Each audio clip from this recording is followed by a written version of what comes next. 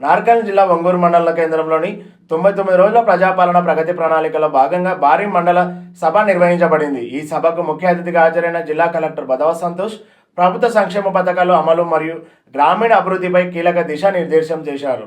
ప్రజల సమస్యల పరిష్కారానికి ప్రత్యేక వేదికను తెలిపారు. రైతు భరోసా, ఇందిరమ్మ ఇండ్లు, మహాలక్ష్మి, గృహజ్యోతి పథకాలపై సమీక్ష నిర్వహించుకోవడం జరిగింది. 2026-27 విద్యా సంవత్సరంలో విద్యార్థులకు అల్పాహారం, మధ్యాహ్న భోజన పథకాలు వెల్లడించడం జరిగింది.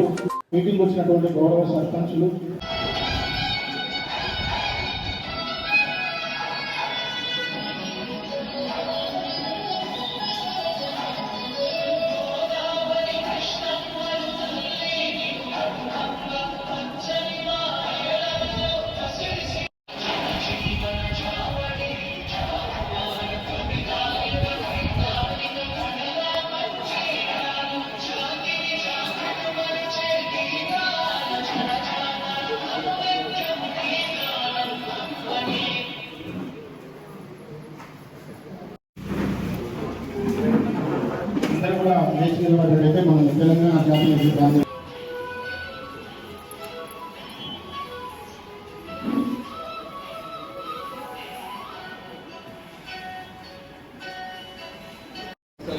ఫర్ ఎగ్జాంపుల్ ఒక పర్టికులర్ ఊరికి పోవాలంటే రోజు చాలా ఇబ్బంది పడుతున్నారని సమస్య అయి ఉండొచ్చు. లేదు అంటే అక్కడ స్కూలు బాగలేకపోయి ఉండొచ్చు.